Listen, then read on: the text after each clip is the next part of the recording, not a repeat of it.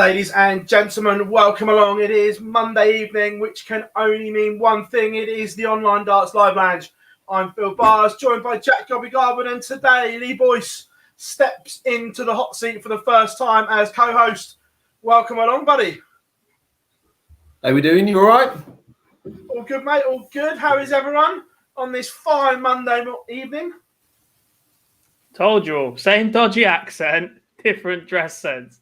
First word, just like it. Like nothing's changed. I saw your comment and I toned it down tonight, Dob. That's all it was. I'm just missing the old line. Oh, we'll get you one of these out soon. Or maybe even you can be one of the first batch of the new news, Philip, when we finally get over on that.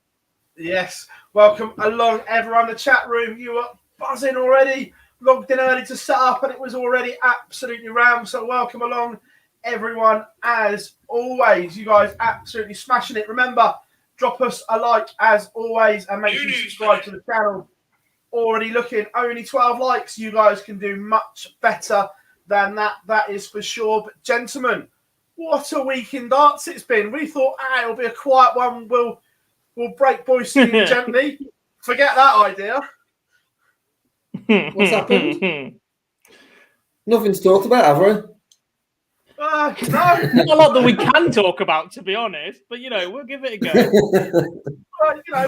We'll give it a damn good go. The challenge tour was going along nicely, and then all hell breaks loose in event 6, starting with a fire drill, or what turned out to be a real fire. But we'll come on to that shortly. Joe, evening. How are we all doing? Aidan is in. Ollie, Juanita, as always. Raven is in. Andrew, Denver, Lendl. How are we all doing? Sally, Tugboat, Stephen, Kieran. So many of you in. Absolutely amazing to have you all along for the show. Like we said, plenty to talk about. And it's a busy week when the Super Series is only going to get mentioned in a week of darts. That's how busy the show is tonight, gents. We're talking about Super. Oh, mate, I completely forgot about that last week as well. Jesus. Here's me trying to load up Challenge Tour results, getting 6 windows of that open, because apparently we can't just do weekends anymore. So I have to have multiple screens open, which are definitely just going to chuck me under the bus for a random day that I know nothing about when we start talking about the Challenge Tour and the associate member qualifiers and God knows else what. I'm not going to lie, I haven't seen any of the associated members. Obviously, I've seen who's qualified, but I didn't get to see any of it today because there was loads going on. But again, any questions in the chat room, get them in as always, and we will try our best to answer them as best as we can. I think is a fair one to put it. Just before we get going in today's action, I've teed this up one more time for God to enjoy.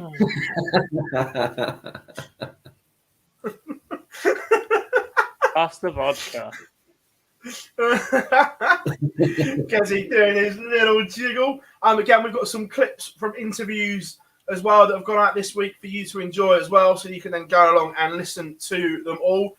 But, gentlemen, only one place to start, and we are going to start at the Challenge Tour because that is the thing that is most in people's memories. And Friday seems a long, long time ago, but this man, Darren Beveridge, winning his second Challenge Tour title and played some really good stuff, beating Martin Thomas in the final, boys, and it was good to see Ice Cold playing some good stuff.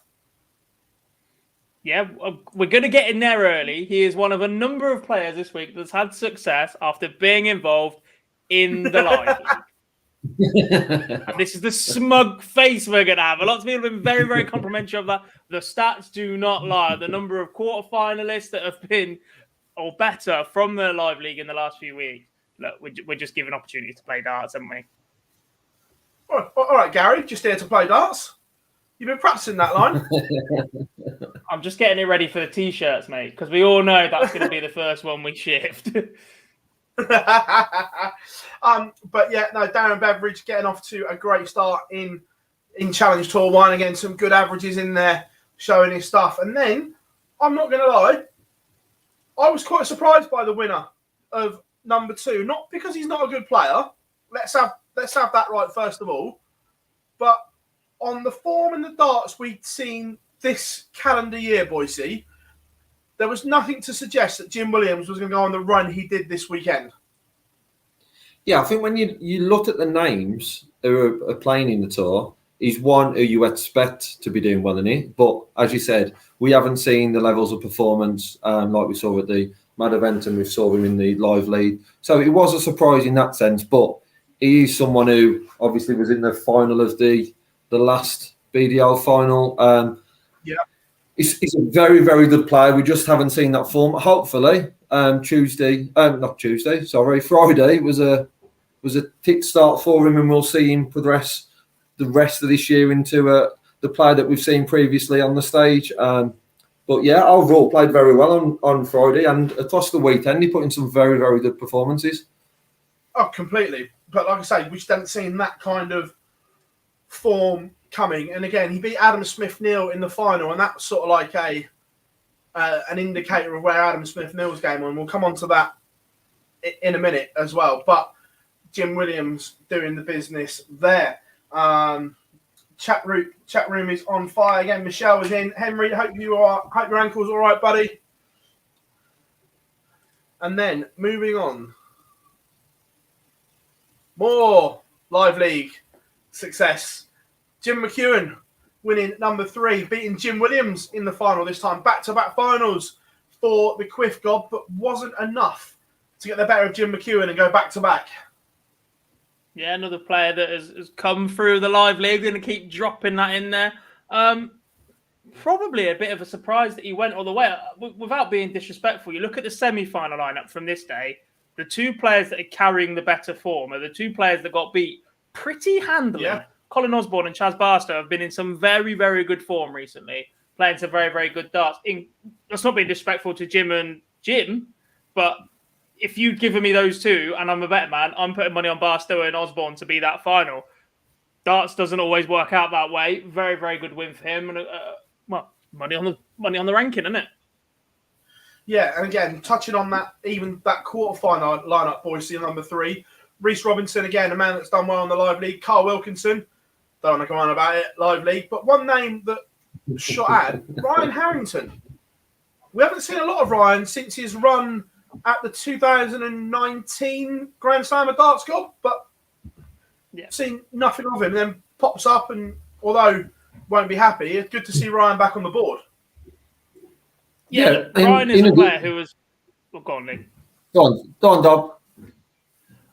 Ryan's a player that has been in and around the PDC environment for a long, long time. There are a lot of good quality county players and better who have got fantastic games that just cannot produce it in a PDC environment. You look at the likes of Kirk Shepherd, for instance, going into Q School, he's never on the big names tip, but he seems to come through it constantly. And I think that's because he's got experience of being in that environment, that atmosphere, and getting over the line. And Ryan's one of those who, all right, benefited a little bit by pretty much being first reserve for a long, long time before we had the Challenge Tour lists and that sort of thing because of family and getting him. But at the same time, he's still a very, very capable dart player that probably didn't kick on the way he was supposed to because he has got talent.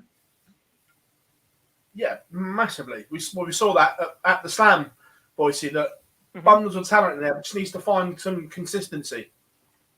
Yeah, I was just going to add on to that about the experiences that he's had. He was a name that wasn't known for, but he was the amount of experience that he's had over the years, playing in Pro Tour events, playing against big players, had a good run on Challenge Tour 3, had a good run today, I believe, in one of the qualifiers.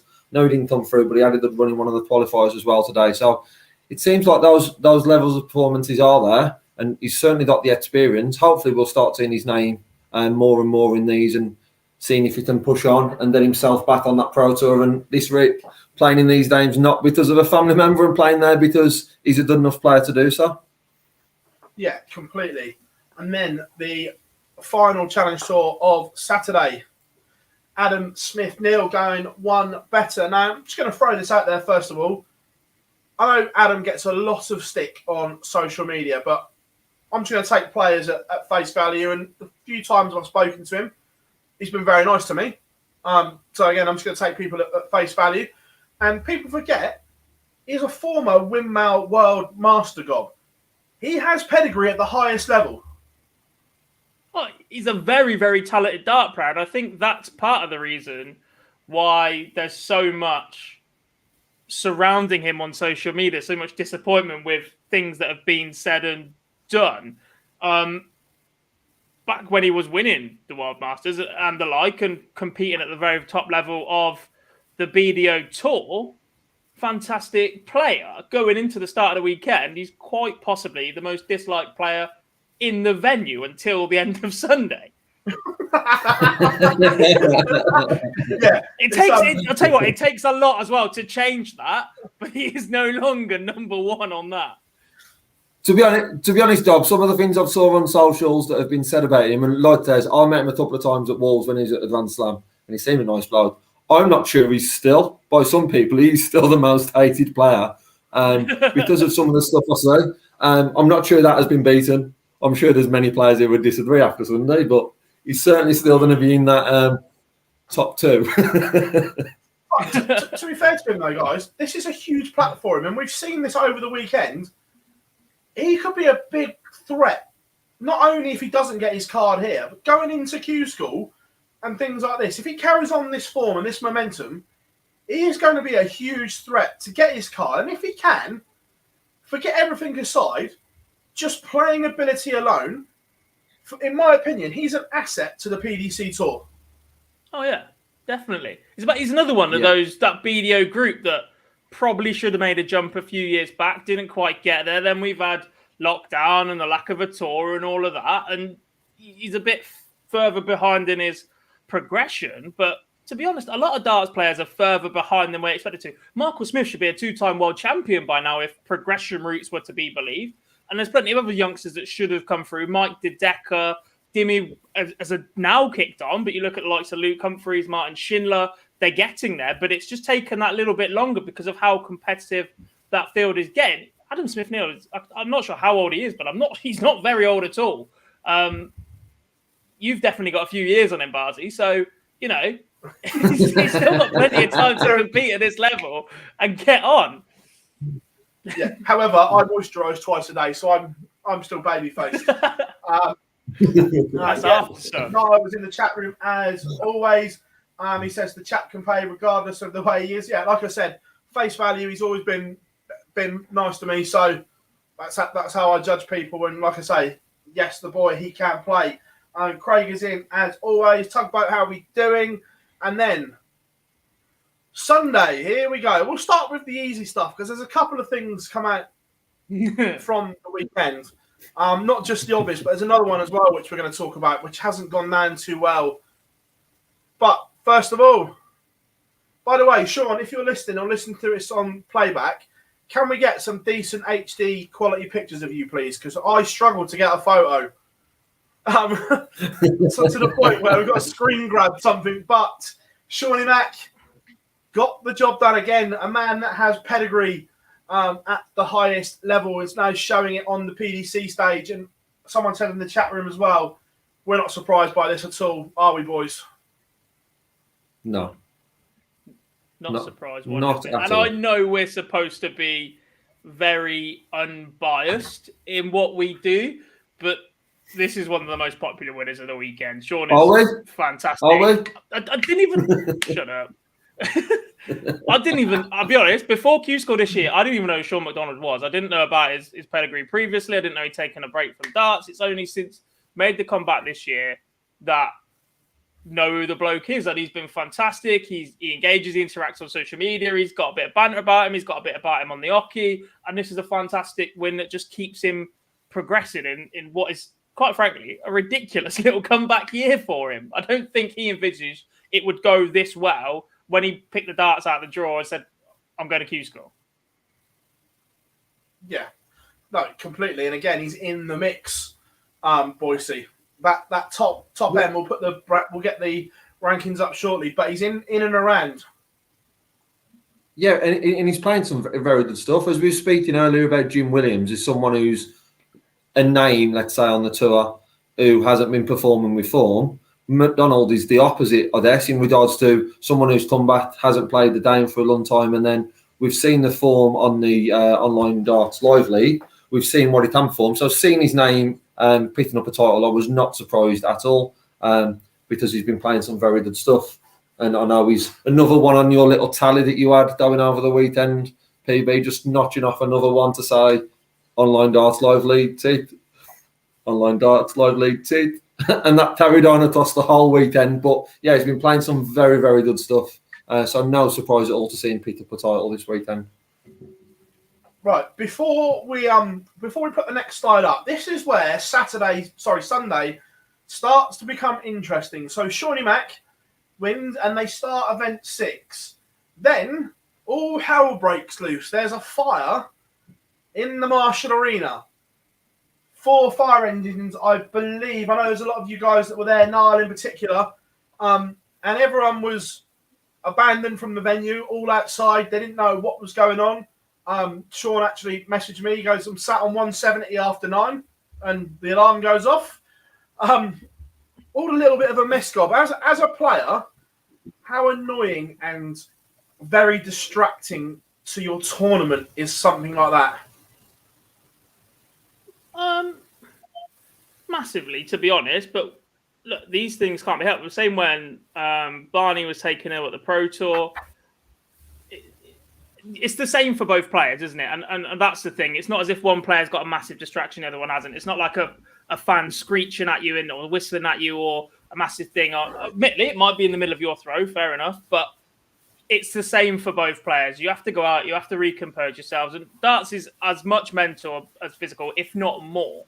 And this is where the players have to be mentally strong. They have to be prepared. It's no different to waiting in, if you're game 4 at the World Championships, for instance, and you're not quite sure how long one's going to go, a game looks like it's about to go 3-0 in sets, then somebody pinches it 2-1 and suddenly you go into all the way and you were ready to go on stage half an hour ago and now you've got to come back out and that sort of thing. So you just have to be that little bit mentally strong. You have to keep yourself going.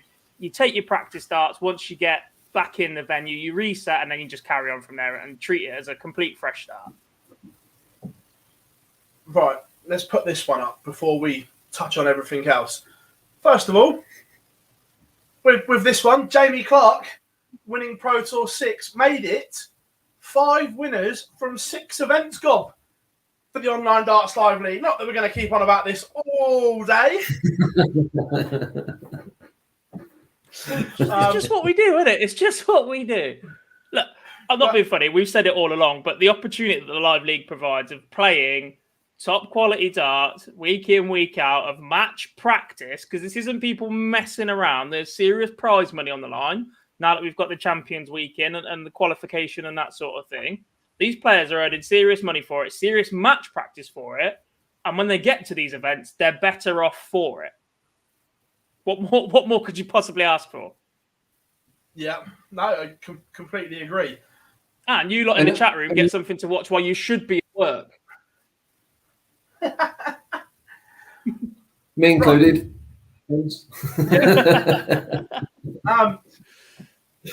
Right. Now time to address it. During Challenge Tour 6, all hell breaks loose. There was a failed COVID test during event 6. And all of a sudden on Dart Connect, walkovers were coming all over the place. People were being tapped on the shoulder mid-game and being removed from the venue for close contact. I don't think I've seen anything like this, Boise, ever. Mid-tournament. No.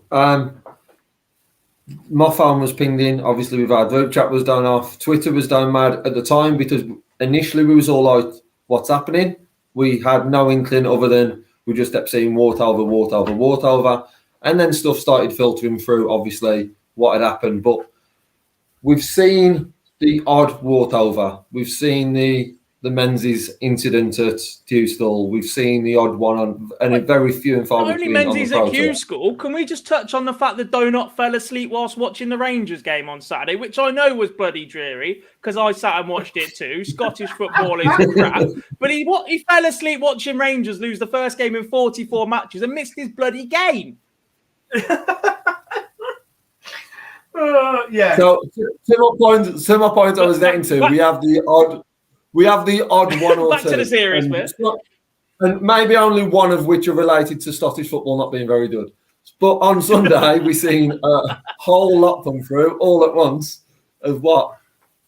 How many games were affected? About 10, I think. I know there was potentially more players, but there was about 10 games that were affected at a very, very quick time. And the knock-on effect from it, as I said, it's in different rounds where there was affected because there was some people who were midway through. We saw some that hadn't gone to the board yet. And it from the outside looking in, before we knew what would happen, it just looked a real mess. And then when we find out what happened, it became an even bigger mess. Yeah. Obviously, it's been well documented on social media, or what's been alleged, that there was a dodgy COVID test put in at the start, then was overheard by security bragging about it.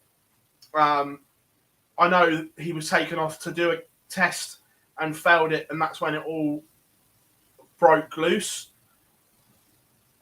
God, the DRA notes from this one are going to be interesting to say the least. Look, we've got to be careful here because it's still alleged. It's still going to be under investigation. So there's only so much we can come out and say. And quite rightly, there are a number of people, players, that are very, very pissed off.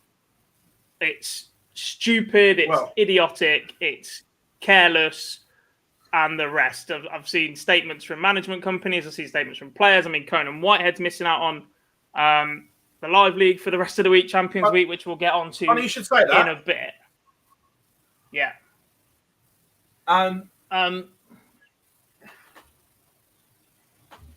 Yeah. That's Conan's statement. So look, it's very, very stupid from the player.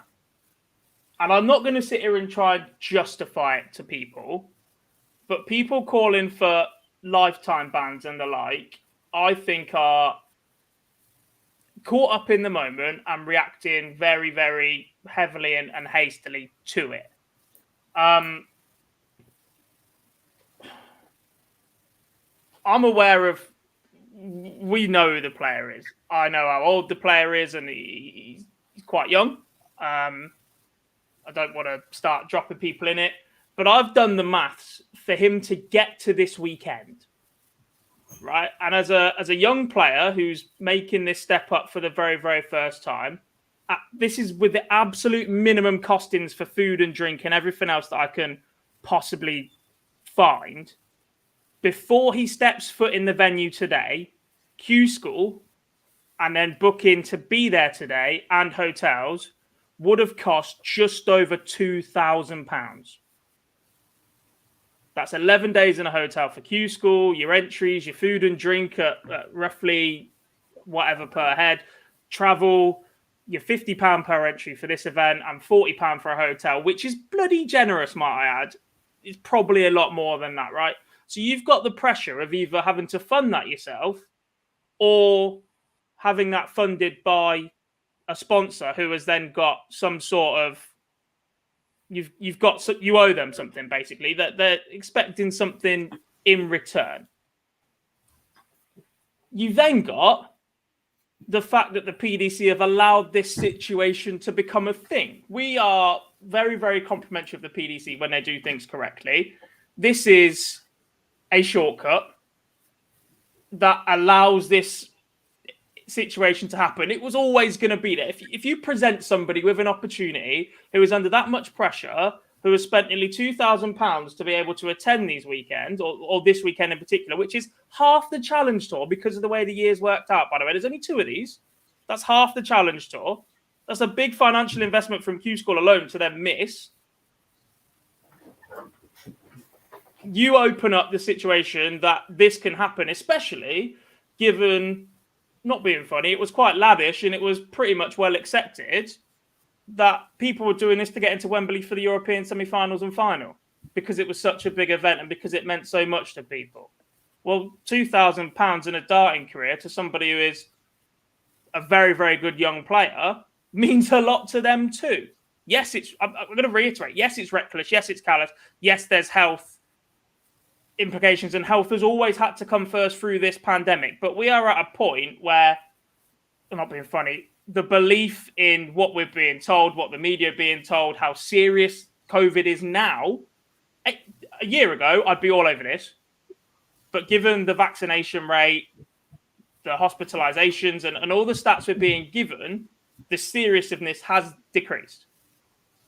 And it's just, look, there are people that have lost out massively because of this. And that's where it's stupid. That's where it's reckless. And that's where I think there will be some sort of ban. But to suggest a lifetime ban, I think is massively reckless. It's just a rush to the head of people reacting to it very, very hastily, very, very aggressively. It's an opportunity to educate, make an example of it, yes, but ensure that actually you get your systems and processes in place that this can't happen again. Don't give people the opportunity. Present anybody with an opportunity, somebody will take it. I completely agree. Just someone asking in the chat room, that we're not going to name the player because there are potential legal implications over this, because what he's done, he's actually broken the law, more importantly. So trial by media, it isn't fair. Look, the name's out there, you can find it easy enough, but we're not going to hand it over. And Denver says, would have got away with it if he wasn't bragging about it. Yeah, 100%. And yeah, look, I like a flutter. I would give you fairly good odds that he wasn't the only one to do it this weekend. Yeah. Would we agree with that? I'm not saying it's right, by the way, but I'm just saying he's not the only one that's done it this weekend, in my opinion. Yeah, and I think on that point, Dobbs' point to the Challenge Tour being split across two events, the amount of money that a lot of people have put into these events to get to where they are, to install everything that's come with it, what he's done isn't right. However, the biggest mistake for me that he's made is by openly bragging about it in a place where there is loads of players. There's going to be security there if they've overheard, because they've all been evacuated from the building. It's just a very, very immature thing to do, to then start bragging about something. I don't think he's going to be the only one, and that is not aiming that at any individual player. But I wouldn't be surprised if he's the only one who is positive. But it's surely you would then go there and be very careful if you was going to go down that route of doing that. It's just a very, very strange thing to do. Like I said, immature is probably the right thing to say, to start bragging around something like that on the Sunday. You've had your 5 events he would have taken part in at that stage, and is potentially now, whatever sort of ban we talked about, I would be very surprised if that person plays in the next Challenge Tour event at an absolute minimum. So that's sort of that year of Challenge Tour gone.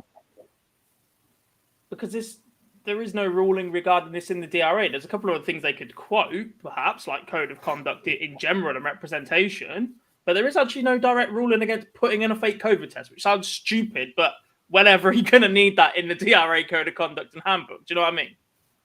Yeah, I'd just be surprised. I'd be surprised to see him at the next one. Wouldn't it? It'd fall under that. Yeah. I'd be very surprised if we saw him at the second sort of Challenge Tour event, which is only a month away, I believe. I'd be very, very, very surprised to see him there. And one thing we will touch upon that I guess we haven't really seen much about is, I hope that player is well. Obviously, he's tested positive for COVID. I hope that player is well and he's not bad from that. But it's just one of those things that why would you open your mouth? Why at that stage would you then open your mouth with people around you and allow for that to happen? Whether people looked at it was the right or wrong thing to do, depending on how much money he's put into it, why at that stage would you open your mouth?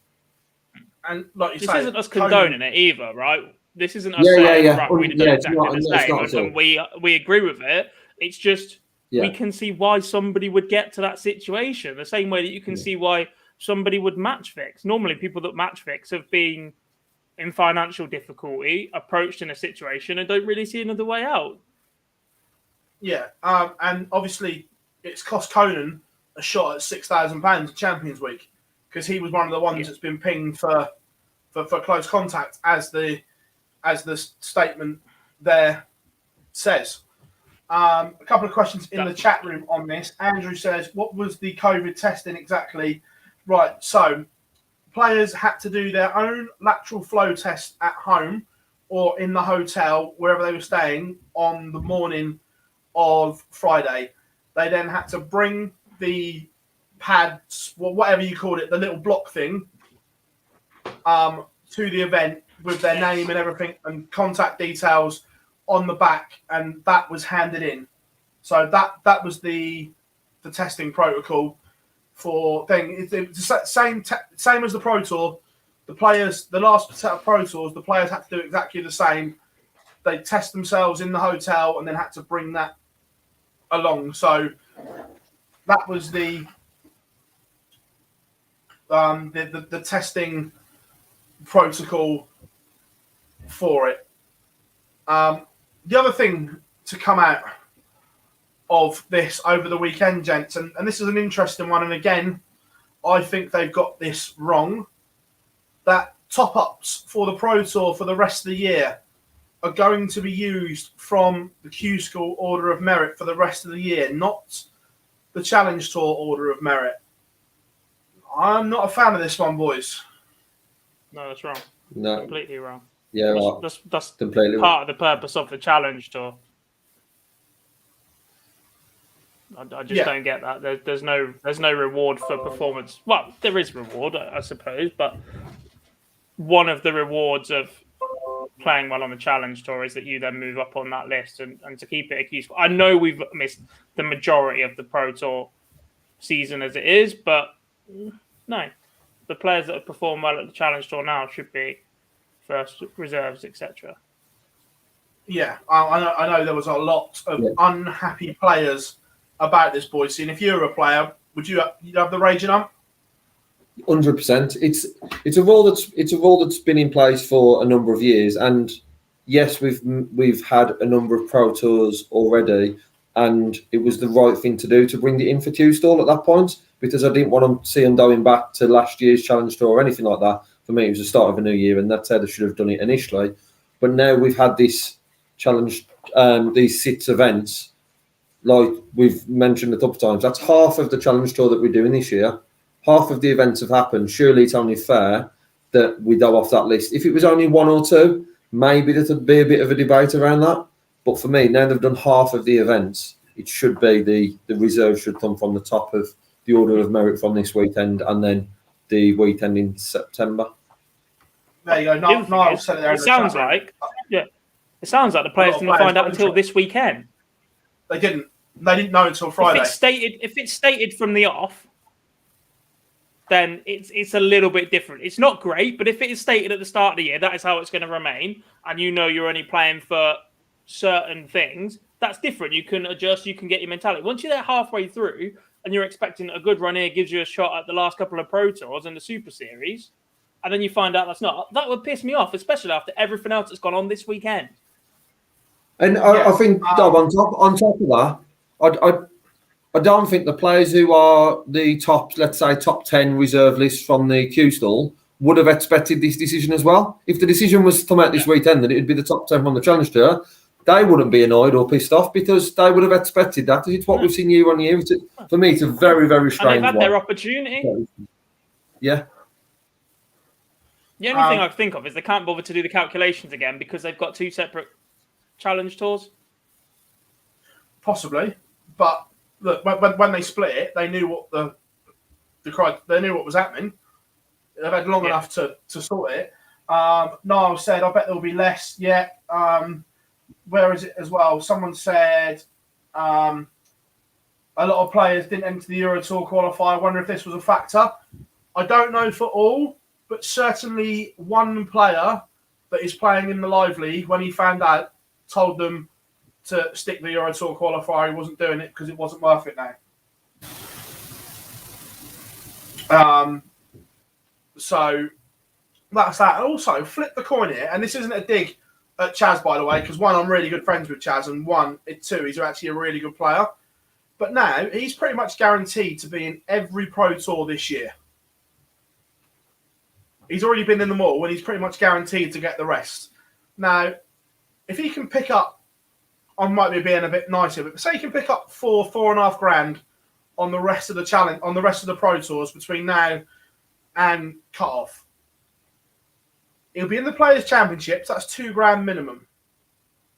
If he can win a couple of games, that goes up. So add, say, $2.5 grand on top of the 4.5. He's already won. That's $7 grand. He's in the Worlds. 10 grand. If he gets a nice prelim game, and he's in round 2 proper, when we're talking serious money, was it 15 grand if you lose? And he's more than capable of going and winning a game up there. We've seen that this year. We've seen him beat the best. All of a sudden, Chaz could find himself in the top 64 in the world. Thank you very much. Keeping a talker. Yeah.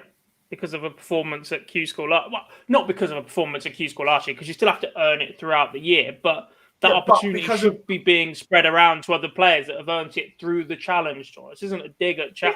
That's what I mean. Yeah, so from that point onwards, it's not quite right. Let's just going to bring this one over the top. It was one thing you spoke about last week was around, or a few weeks back, was around the opportunities that Chaz Barstow's got. Obviously, with all the competitions that he's been playing, it's only got better for him now. The next 4 months between now and the end of the year. Oh, massively. So there we have it on screen now. Is the Challenge Tour Order of Merit after 6 events in Milton Keynes.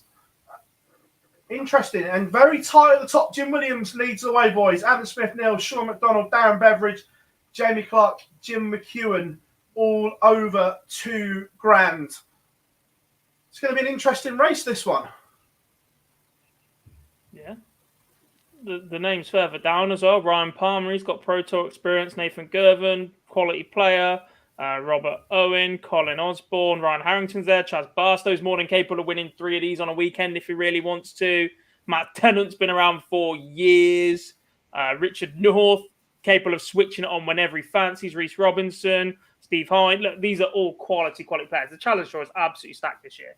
It's ridiculous just how good and competitive this standard is. And yeah, look, Jim will be happy, but it's not job done yet. Smith-Neal the same. He's very, very consistent over the weekend.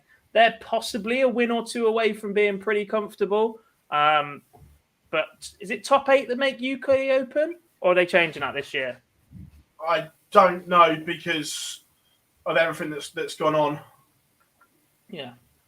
But even still, you'd be looking at that and looking how competitive that is and the gap there, and that's still something to aim for. So, yeah, completely. Do the players have to pay for the? Yes, they do. I believe the associated members one. I might have got that wrong, but I think so. I think so because the challenge tour was 50 quid per event, so that was 300 quid. Yeah, well, I think someone says, "Will there be an ET3 2 Euro tours?" Isn't enough. Look, there's nothing official yet from the PDC. Just my belief. I think there will only be 2 Euro tours this year. Mm-hmm. I think if the third one was going to happen, it would have been announced by now. And the fact that they scrapped the ET3 qualifier for associate members yesterday was the telling factor in that as well, boys. Are we in agreement that you think there'll only be 2? Yeah, I'm looking at the calendar between now and the end of the year and the decision that was made yesterday. I can't see when.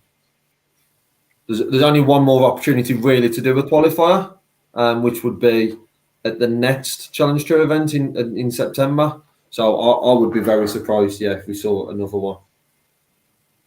Yeah. So, and then that begs the question: if there is only 2, Gob, surely you can't take an order of merit off of 2 Euro Tours to make up the European Championships. No, but at the same time, you can't completely disregard it and just go to the Pro Tour Order of Merit. Because what's the point in having ET1 and ET2? I don't want to be the guy making that decision. I don't know, but I don't want to be the guy making that decision. Because you can't basically make the first 2 worthless in terms of giving you some sort of benefit to qualify if you could have just done it from the Pro Tour all the way along. Gary Anderson sneaking into the European Championship despite the fact he hasn't left the country for 5 years. Yeah, I think Phil, I think that's the first time in like 12 months of speaking to Dob that he's actually been sat on a fence. I didn't hear a decision there from him. I think he was sat firmly on that fence of which way to go. Well, it's not a lack of decision. I just don't know what they're going to do with it. If you take just the Pro Tour, what's the point in going Pro Tour to Merit? What's the point in having ET1 and 2? If you take ET1 and 2, it's far too small, truncated to serve a proper order of merit. I think they'll still take 1 and 2. I think they'll still take 1 and 2 for him. I really do. And out of those 2 options, I think it's a fairer option. Let me pick them. No. Let me pick him. That'll be entertainment galore. Yeah. Really? I'll tell you what, it's all filling up in the chat room as well. Connor is in, Shawnee Mack is in. Hope you two enjoyed Challenge Store. I certainly know that Shawnee did spoke to him many a times. Some interesting chat as well about the new unicorn boards as well. Rather soft is the general consensus. Not good. Not good for the Whitlockers in the house. No, not good at all. Size are everywhere. Yeah, look, I think we'll have to wait and see what happens. I haven't seen them, I haven't played on them, don't know what they're like. Until we get that, it's difficult to raise judgment, but a lot of people are saying they are very, very soft, which is not good because that's possibly a little bit of a criticism about the current boards anyway. You'd hope it's just the way they've been stored and they're going to learn better. But if they are producing an incredibly soft board, they will just go off for TV so quickly. Yeah, Patrick says, evening mate, by the way, as well.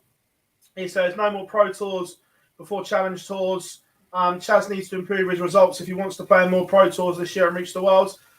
I'm pretty sure, mate, he's going to be in the Pro Tours because of the Q School Order of Merit. Because he's like 2nd or 3rd, I think, isn't he? On the reserve list all the time. Yeah, and the players, the certain players that we've spoken about previously who never turned up to the Pro Tour events this was my next point. The fact there's some that just aren't going to play means he's in. Yeah. And as it stands, he is 22nd on the Pro Tour Order of Merit. At the moment, I appreciate there's still time to go, but Chaz Barstow is in a World Championship spot right now. So if he can stay in these Pro Tours, it'll be good for him. So yeah. So right, that was that one. Let's get back on track. It is Champions Week, gentlemen, in the Online Darts Live League. And here we have the groups on show. Group A, Kevin Burness, James Richardson, Colin Osborne coming in for the unfortunate Conan Whitehead. Fallon Sherrick, Martin Thomas, Aaron Monk make up Group A. Group C, Chaz Barstow, Richie Burnett, Jamie Kelling, Jim Williams, and obviously 2 from there. And Group B, Mark Webster and Wayne Warren. Gentlemen, this looks an exciting week of action. Yeah, it looks very, very exciting, and I'm just the balance is really good. I think. Look, Fallon had a couple of very, very good performances over the weekend. She got there she walked her week, by the way, to qualify for this. Martin Thomas had a good run this weekend. See him getting a final of the first event. Aaron Monk is probably the man most out of form in that first group, I think. Kevin Vanessa has been solid every time he steps foot in the live league. James Richardson, the 9-dart hero. Colin Osborne, like I said, the benefactor of Niall's withdrawal. Group C, Chaz Ritchie, Jamie Kellen, Jim Williams. That's tasty. And I'll tell you what, being in Group B, playing less games, if it was Group A, I wouldn't want to be there if I was Mark Webster because of a lack of match practice. But the fact that he can just sneak in and play one of the final 2 days, all right, you get less opportunity to get there. But at the same time, you could just sneak in, play less games. He'll fancy being there, as will Wayne Warren. Yeah, well, to be fair though, after what we saw from Wayne at the Challenge Tour, he comes in with no form at all. Arguably the least of anyone on there. Look, he's a world champion and a stunning player, but didn't make any money at Q School. At Challenge Tour this weekend. Yeah, tough, but that's the standard of Challenge Tour at the minute. Sorry. Yeah, no, I agree. No, I was just going to say on that, and it's no real surprise because we haven't seen no form from him even in the Mad event. We didn't see any real form from Wayne Warren and his game. There was no real surprise. The one who we've mentioned is the benefactor in Colin Osborne in there. He's one I am looking forward to. So I think he's been playing very well when we've seen him in the live lead, and I think he's going to cause some damage in that Group A, which, as Dob mentioned earlier about the distraction while we were at work, I'm quite lucky my boss doesn't listen to this. I'm going to be very distracted looking at the week that we've got ahead of us. That Group A and Group C, which we're going to see a lot of during the days, they are going to be very, very good games. And like I say, it's trying to pick a winner. I was having a look before we come on today and trying to pick a winner out of those. Well, trying to pick who's going to be in our final was difficult enough. So picking a winner, James Richardson's played so well, not last week, the week before. It is going to be such a good week. And Saturday night, whoever is playing from there, whether it be someone like Webby or Warren who sneaks in, for them to have got there then, they must have found a bit of form to do that. So Saturday's going to be a very, very good final, but I'm looking forward to tuning into as much as I possibly can. Yeah, evening, Luke. Hope you are all good, buddy. Someone asked how the groups are picked. So it's quite simple. It's not a fix or anything like that. Group A on Champions Week, Group A will always be the 4 winners because they've earned the right to get 2 bites of the cherry to get to Saturday night. So Group A is made up of the 4 winners and then the best 2 runners-up. In this case, were Aaron and Martin. So that makes up Group A. Group C, obviously it's tougher to qualify from Group C because there's only 2 places on offer. So that is all the third place players that won the playoff games. Then Group B is the other 2 runners-up made up from what's left over or the top 4 from Group A. So it's weighted how you've done on the first 4 weeks. So if you're a champion, then you get 2 bites of the cherry to get to Saturday night. And so on. I hope that helps. Like I say, it's quite set so everyone knows what's going on with it. Obviously, we've had a day off as well because originally the associated members qualifier wasn't there. So we've had to tinker, and all the players were happy with this before anyone says anything. So all of today's games that were meant to happen have been split between tomorrow and Wednesday. So instead of 15 games, you will have 22 and 23 games. Bumper sessions on the live league, gents, and then back to normal for Thursday, Friday, and Saturday. just when Lee thought he was going to get some work done in the afternoon. Yeah, you've got extra games. Yeah, I'll start working at about 4 o'clock then tomorrow afternoon. Get some overtime in. The episode hello to Luke as always. Raven says, you might have to watch this on.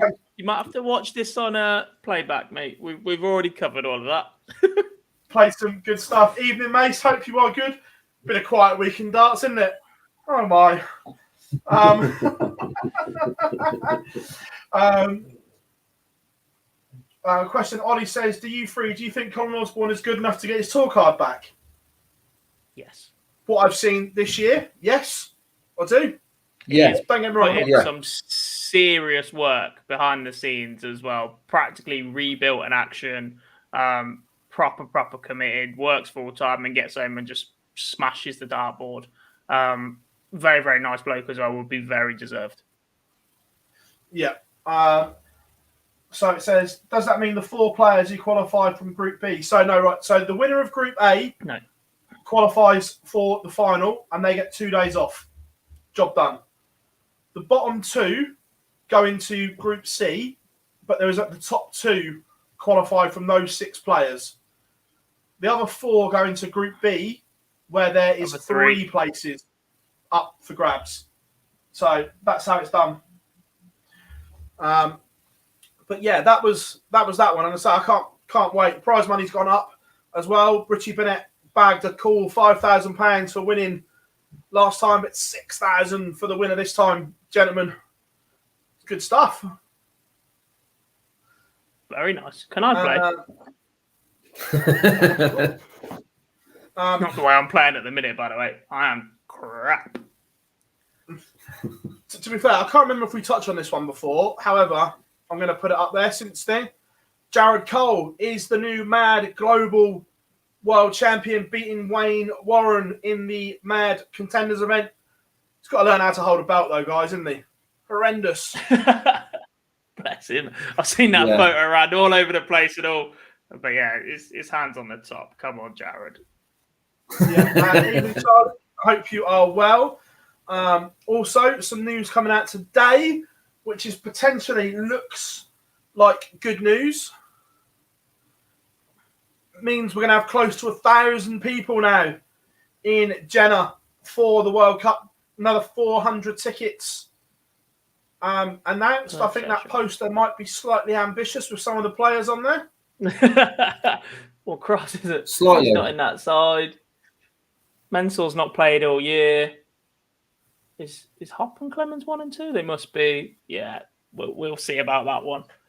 But it's good news. I've been very sceptical about the World Cup heading to Jeddah over the last few weeks, especially if it was only going to hold 500.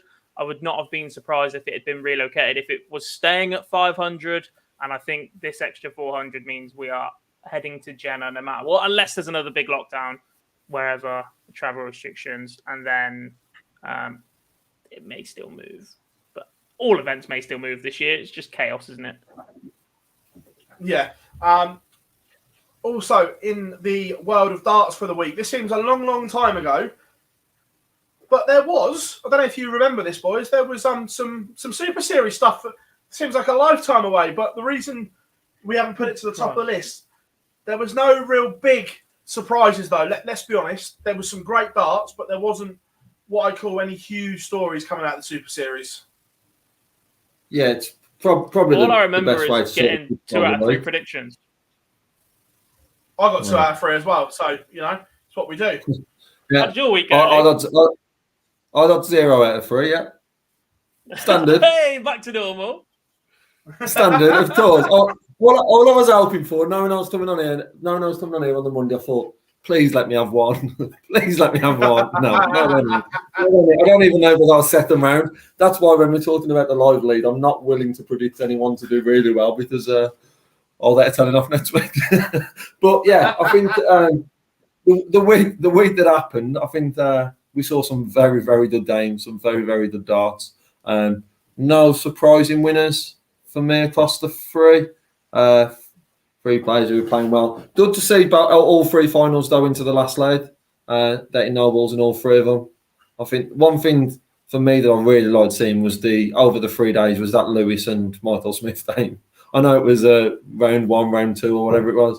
It was very early on, but what a game of darts that was by both players, both around the 103, both 3 flowing darts. It was just good to see both players going at it. And one that we want to see in a London format on a stage very, very soon. Yeah, completely agree. Right, let's pick that one up. We also got to speak to the boss as well. And Barry reveals full interview available on our YouTube channel, but we're going to give you a little clip that it looks like darts is heading back to the Middle East. We're talking to a Middle East country at the moment with a view to a World Series event. Let me turn it up. And hopefully that happens. But yeah, we're fortunate. We have got quite a lot of demand around the world for our product because it's, it's a bloody good area of it. It's a bloody good, and here we go again. There you go. This is Is that it again? You're on it. We've got it now. Right, pull tip down low. Keep it low, don't bring it in yet. Just keep it low. Like that, yeah? Yeah, it's fine. Nice and steady. These are good fish. These are the cute ones, Barry. Yeah. These are the ones that don't normally get caught. Well, they ain't so cute. Right, shipping down to the white. By the way, he caught about 5 fishing drivers there. I wasn't allowed to move for about an hour. Great time, Lewis. Lewis had a couple as well. You were on a roll, you were. Yeah. Another pound and a bit. Yeah. Still making one here. Okay. Go for it. Let's go for it. We got. We're on it. 3 in a matter of minutes. Oh, it's. Ads, jiggers, mega. I've got one ready if you want it. Go on, borrow it. So back to the Middle East is a possibility then, Barry. There's a possibility there, and we've got. There's an awful lot of demand around the world for World Series events. At the moment, the travel restrictions are, prohibitive. But that's not going to last forever. So, we're in a good place. And I think with the new chairman and Matt Poulter and his team, they're itching, aren't they? They're itching to smash everything up and drive up the prize money and drive up the number of events. And it's exciting. It's a very exciting time for darts. When the president has that glint in his eye, gentlemen, it's a dangerous situation. He's got things on the back burner, but the Middle East, it was putting 2 and 2 together. The boxing's been there, snooker's going there. I think we can all kind of guess that we're going to get a World Series event somewhere in the Middle East. Yeah. The one concern is that the darts product with fans works because they can drink alcohol. And there are some places in the Middle East where that is not possible. And we've seen World Series events in the likes of Japan and that where the crowd are a little bit more respectful and it doesn't quite fit the product the PDC are trying to push. And no matter how much money people in the Middle East are prepared to put the darts there, I don't want to see fake crowd noise. I want to see the fans allowed to be darts fans. Not whistling, not knobheads, but singing and enjoying themselves. Yeah, to add to that, Bob, even more so where we've just been over the past 12, 18 months, whatever it's been, where we've had to have fake crowd noise and we've seen what it can do. We definitely don't want to see that. And then back to the good news around the World Cup, having more fans in. At least we've got that atmosphere back, and that's probably the only worry around the series down there, the World Series down there, is what atmosphere will bring and what country it is. Also, that interview does show the lengths that Phill will go to get an interview with absolutely anyone and everyone that he's willing to Mate, just there's sit 5 there. of them on the YouTube channel. There's that many on there. There's that many on there that he put on over the last week. I felt like I was just on a FaceTime with him, that he was just one after the other and he was just moving around the pond. I'm not going to lie. When I've got a camera on my hand and there's people there, I don't care where they are. I'm an absolute pest. I'm not even going to hide the fact. I was convinced yeah, it was going to be a different clip from this video as well, just for my benefit. So I'm glad it was that one. To be fair, I'm sure if anyone can get it, it'll be Playboy. I might see if I can get the Bobby clip ready for you, Gob. But yeah, someone in the chat room where it says, can't see it, but I know it was there.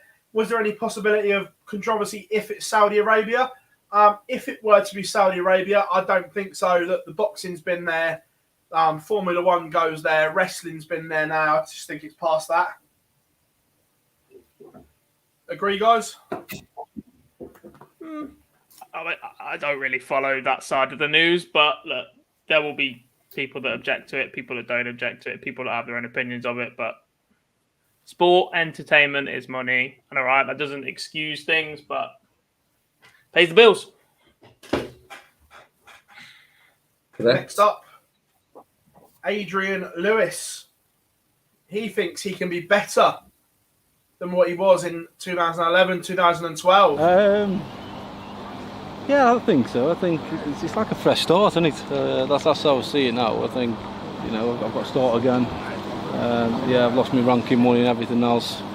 Most of it not down to the fault of me own, funny enough. But and it says, like you say, it says exciting times, and I want to get back at the top again. Do you feel that game from 2011, 2012 is still there? I think it can be better. I do. That's worrying. Yeah, I think it can be better. Obviously, a lot more older now, a lot more experienced, and I think we can do a lot of damage. Just got to get a bit of luck, just get myself going here and there, get a bit more confidence about me, and we'll be away, I think.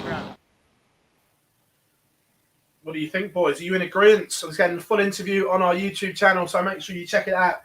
Of course, after the live lounge, of course. But boys, do you think that Jackpot can and will be better than what he was back in those glory days? I think he's going to struggle with the same things that ravaged him back in those glory days. He is, at present, a very inconsistent dart player. We have seen moments of brilliance from him on the Pro Tours since the start of the year, and had that moment where you think, yes, he's going to get over the line, or he's going to go and do something magnificent, like win a Pro Tour that will see him into more TV events, and then he crashes out of an event with an 80-odd average. He needs to eradicate that part from the game, because he's always been a very emotional player, but he needs to get that on the check. Because if he can calm that and channel that properly and get himself going, as we've seen on stage previously, then yeah, very, very dangerous. And if he genuinely believes that, with the experience now on the comeback, it's basically a free roll for him. Look, he's set for life anyhow if you're a two-time world champion. If you've done your money properly and sensibly, he can get there again. It's whether or not he's got the drive, desire, and the mentality to get there again. And I think one thing on that is, with Adrian Lewis, a lot of it is confidence, how confident he is, how he is on the stage. Sometimes you can see his persona on the stage just hasn't been the same over the past few years. Listening to talk like that, it's hard not to believe him. Whether he can surpass the levels he got to back then, I'm not sure. Can he match them? Possibly. I think the levels he got to was a very, very high level.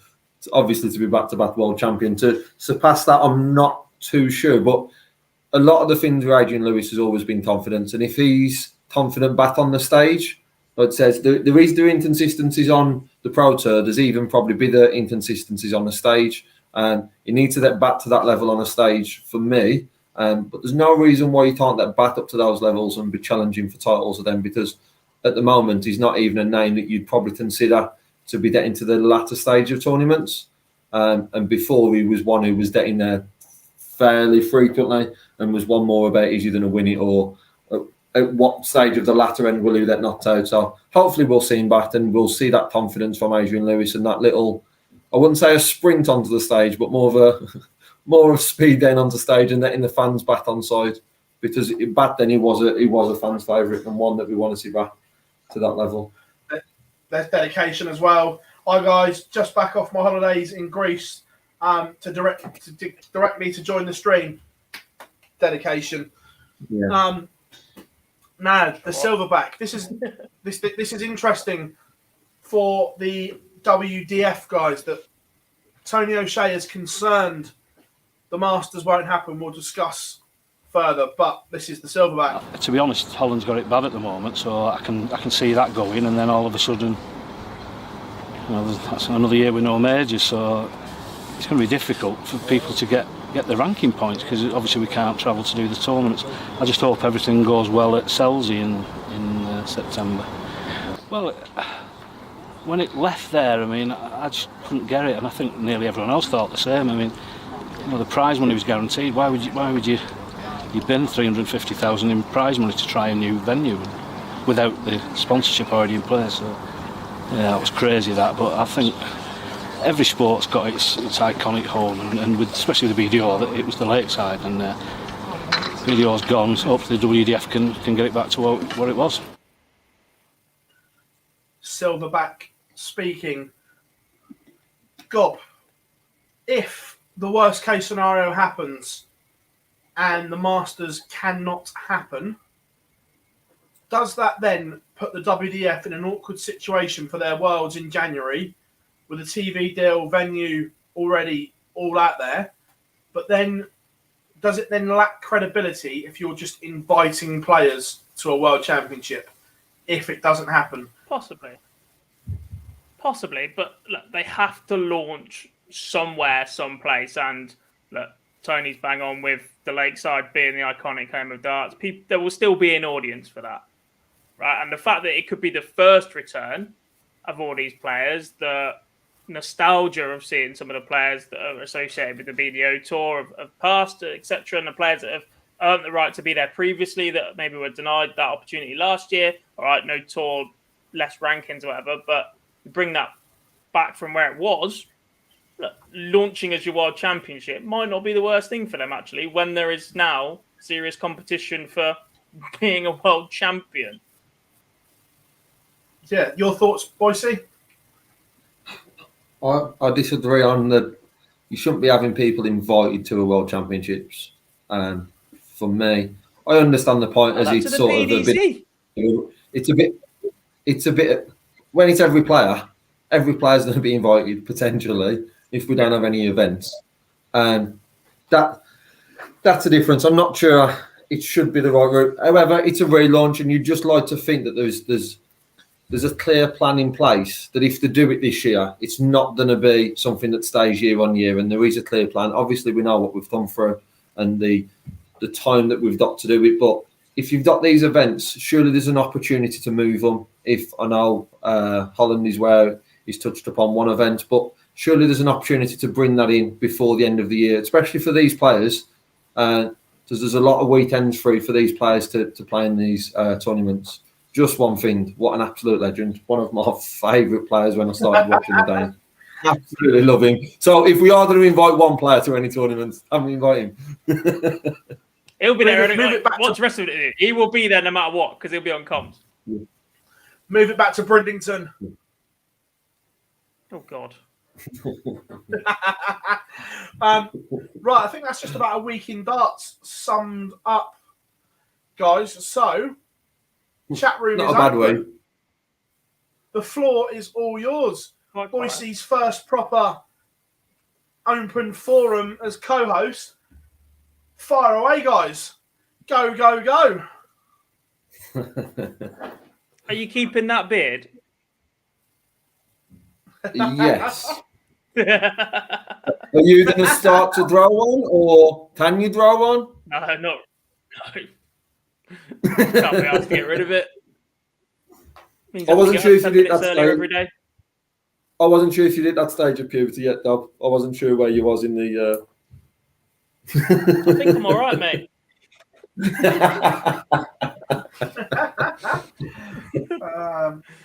Gonna go through the chat room. As always. My week in darts, by the way. I returned to play darts in a venue.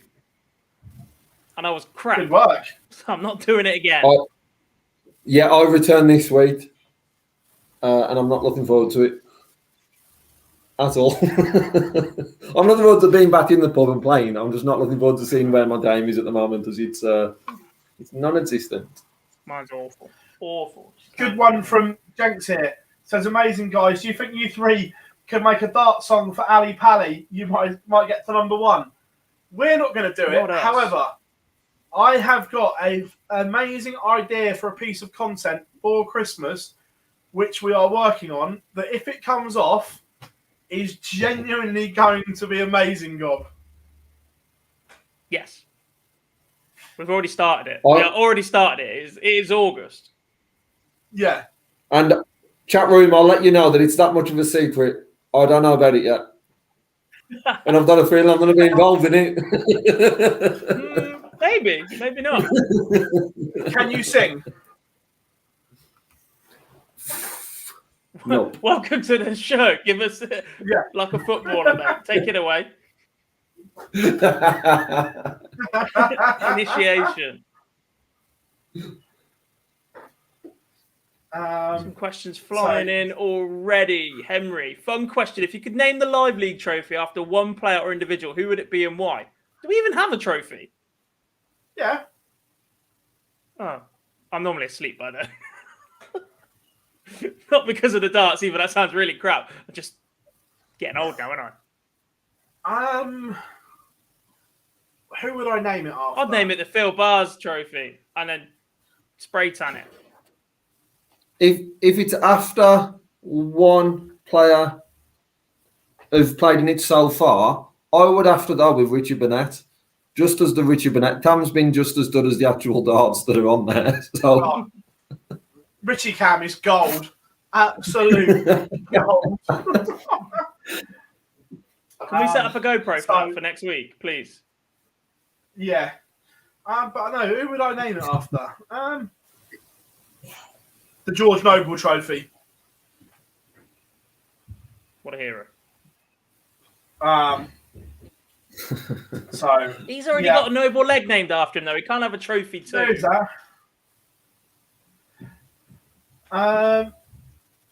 Lendl, Jim Williams back this week, mate, for 2 days in Champions Week.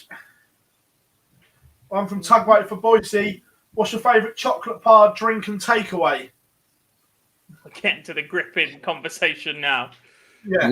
Get them in now. Chocolate bar, double decker. Drink whatever's on offer at Pot World, and favourite takeaway. I went to Pot World. I went to Pot World. What a week! Yeah. And favourite takeaway, Chinese. Good call. Yeah. Good call. I think looking at your faces, I think you was happy with 2 of the 3 answers. I think the Pot World drink and the takeaway. I'm not having double decker. I'm not having that. Other chocolate bars are available. Reese says, hey guys, why Ali Pally do they not use the Great Hall as it is bigger than the West Wing sells out? Long term, I think they'll end up using the Great Hall, but it's just a matter of building it and building it and selling out Ali Pally. The way it's going, tickets have gone this year. I don't think it'll be long until it gets moved into the Great Hall, personally, guys. And then the fan village will just go into the West Wing. Yeah. The move when they turned it around, the conversation that Barry was having was that they wanted demand to almost be at 150% of capacity to make sure that when they do step it up or make the move, that's still going to be there and there's still going to be that demand. If you can get tickets readily and straight away, yes, it's great for you, but at the same time, people just stop trying. If they're not like gold cakes, if there's no competition for it, just stroll in whenever you want. It doesn't quite sell as well, so they need it to be like that. So they need demand every year to be much, much higher before they make that move to commit to higher, because it is 17 days. It's not a weekend. It's not one-off football match where you're selling out 40,000 stadium or whatever. Big stream. No, that's what I mean. You've got to sell out for, like you've got said, for 17 days. Yeah. Yes, it's easy to sell out for the last 4 days when they're all action packed, but an afternoon session when you've got player A against player B that maybe aren't the best is a little bit more of a tough sell. So, but they're getting there, and I think yes, long term it will move into the Great Hall. On that as well, player A versus player B on a Monday afternoon when certain people are at work and all that is then become very, very difficult to do that. A lot of talk about it being, we have your fans there, but you also have all your work parties and stuff that are there as well. You're not going to have many of them on a Monday afternoon. But one thing that's happened this year that I think we haven't seen with the World is the amount of days that have sold out so early. Probably one of the best that they've had sales-wise. So it's certainly something that if they was looking at it in the future, it's probably been estimated on the sales that we've seen this year and if we see it then next year. Yeah, no, I agree. Andrew says, is the cut-off for the World Cup selection for the tour card holders effectively passed down the Super Series is over? Good question, and no one knows, mate. The PDC have kept this one under wraps. No one seems to know, if I'm being honest. My guess is they are waiting for players to commit to see how far down the order of merit they have to go. Fair one, Gob? Farzi, you're such a shithead. All right. No, I agree. I agree. Look, there's a possibility they use the We all know trying to get Gary to leave the UK is hard enough as it is. Mm-hmm. And they want Team Scotland to be the best they physically can. Yeah. And at the moment, my guess is they're trying to talk Gary into playing. Yeah. Maybe. Maybe if you put a fishing he won't be the competition only one either. He's just the most documented. Yeah. If you put a fishing competition on 2 days before, we might be able to convince him over there. Oh, yeah, Gary, there's a huge fishing competition in Jenner. Do you want to go in it? That's a great show. And to be fair, I don't think he'll be the only high-profile player not to go. No, I don't. Next.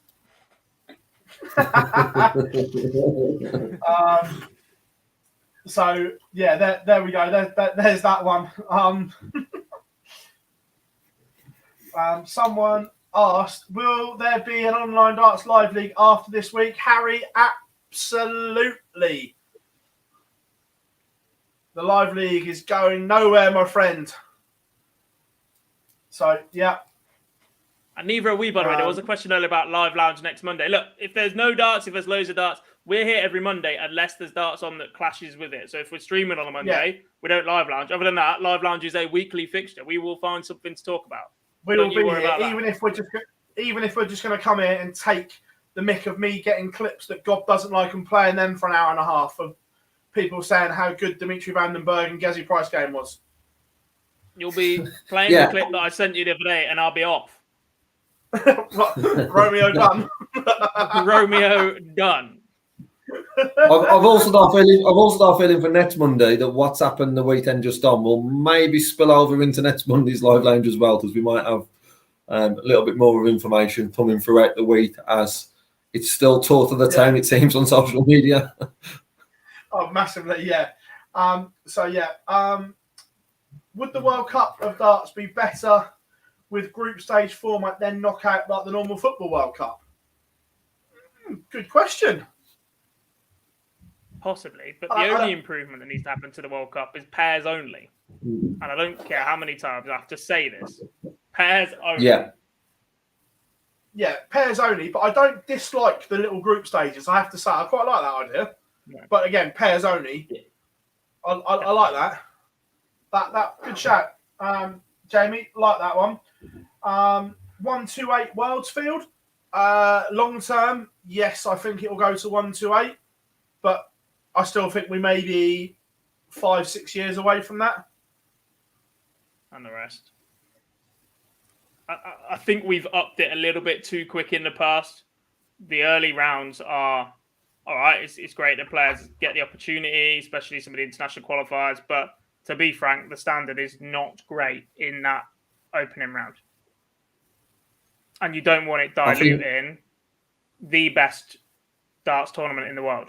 You don't want that standard drop in at the start of it. You don't want them gimmicks that people don't want to go and watch that are not being funny, all right? Completely different doing it in front of thousands of people and millions of people on TV, but there are plenty of averages that people in the pub can throw.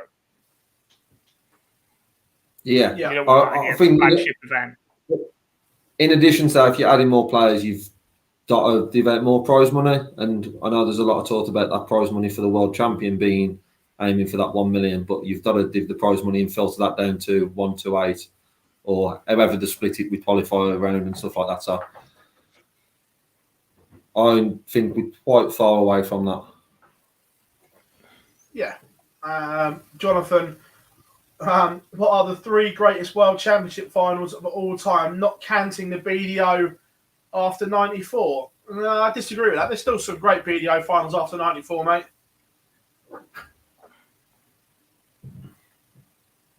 Yeah, the Phill Nixon final was unreal. Yeah.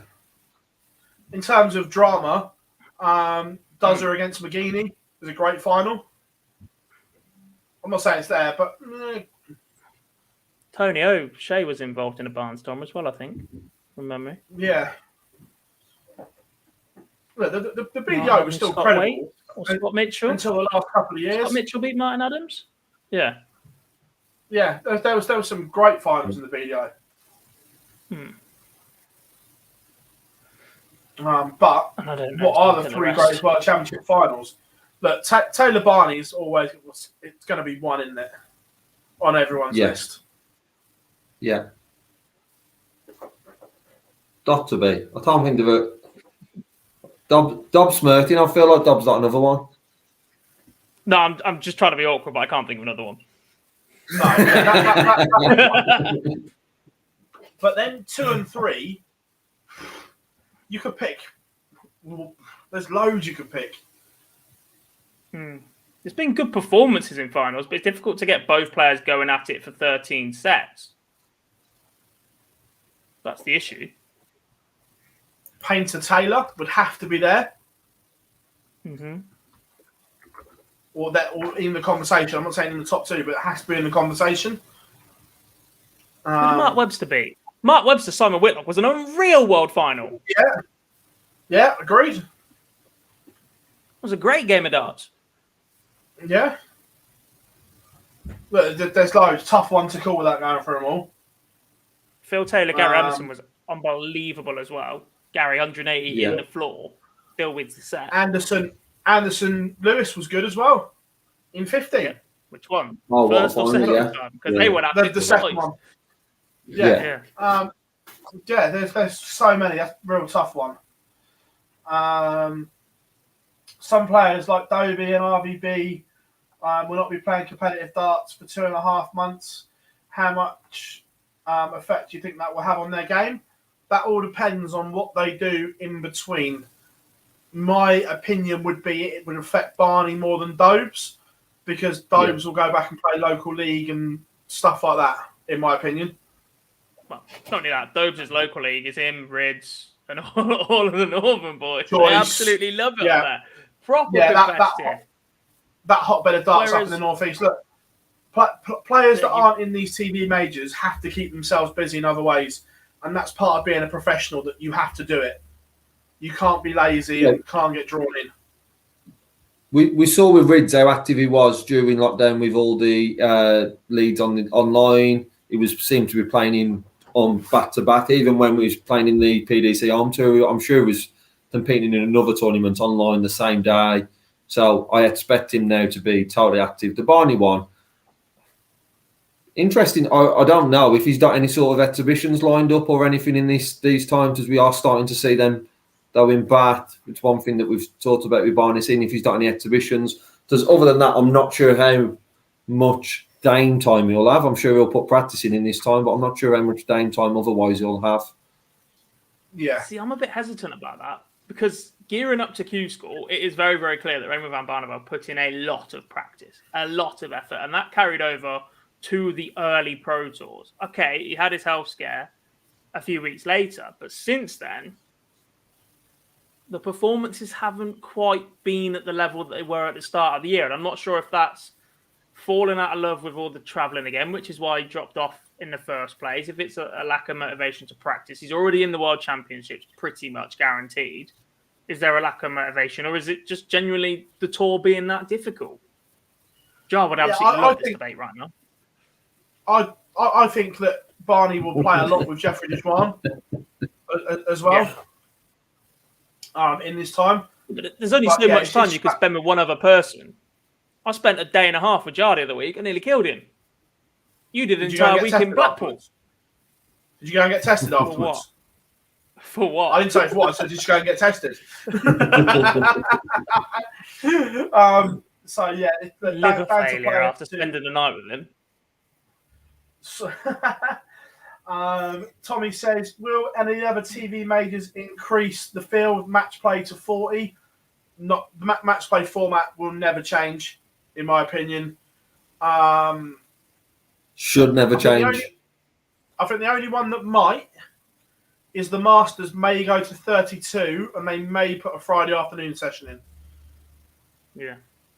And then you could rank it. The rest of them have got TV constraints and time restraints. And if you start expanding week-long formats that were already quite intense, you start looking at extra afternoon sessions, and they're just not viable for broadcasting. Yeah, I think the Masters is the only one potentially that goes up to 32 with a Friday afternoon session. Yeah. Any idea what the capacity is going to be like for the World Cup and the Grand Prix? World Cup is about 1,000 now, isn't it? 900 to 1,000. 500 So plus that's 400. So it's about 900, 950. Yeah. Grand Prix about 1,500. Whatever the capacity of the morning side is, they're allowed a full capacity. So whatever the capacity of the morning side is. And they've sold out three nights, I think. Thursday, Friday, Saturday sold out of the Grand Prix and limited on the others. So Reminds me, Philip, I need to book that off work. What's that? I need to book that time off work. What, the seniors? Oh no, that one's next year's. Leicester. Oh, I missed yeah, that Leicester, one. I'm not missing this one. It's on my doorstep. oh yeah, massively. Craig says, "Hey lads, looking to book for the Worlds, guys. Is it worth to book a double session for the day? Yeah, if you're going, mate, try and if you're making a trip down there, especially, book a double session. yeah, Completely. And pace yourself. Because we went the other year, took my brother for the first time. We booked an afternoon session. I think it was for Tysky playing, maybe Ryan Searle as well. And we were expecting to leave and then unexpectedly managed to stay for the evening session, which turned out to be Fallon versus Ted Evans. So it was a very, very good decision. But we'd gone pretty hard thinking we were leaving and travelling back and then had to do another 4 hours and it wasn't great. Yeah. So, yeah, 100%. Connor says, anyone know if there will be another associated qualifier like there was today, as I forgot to enter? No. Not this year, mate, no.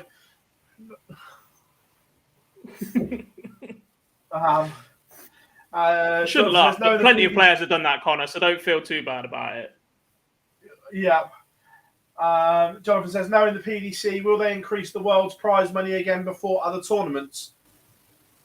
I hate to say this, but yes, I think so, but I disagree with it. Yeah. yes. It depends who's backing. It depends who's backing each event, doesn't it? They start bringing in some more blue chip companies to sponsor some of the lesser events. That'll shoot up. But at the same time, if you can say your flagship event carries this much money, you're just going to bring more and more into the game, aren't you? It's more and more lucrative. It's more and more special. It just drives that excitement around it. And PB, I agree. The only reason though I disagree with it is because the money has the impact on the rankings. If it wasn't for that, it wouldn't bother me how much that money went to. If it did go up and the others didn't, the fact that it has the impact on the rankings is the only reason why I agree that it shouldn't go up without the others or that ranking system. I agree. There needs to be a balance. Fine, they need to bring everything else in line. Completely with you on that one. Jamie says, by the way, as well, absolute superb. Tugboat, if Peter Wright was a dog, what breed would he be?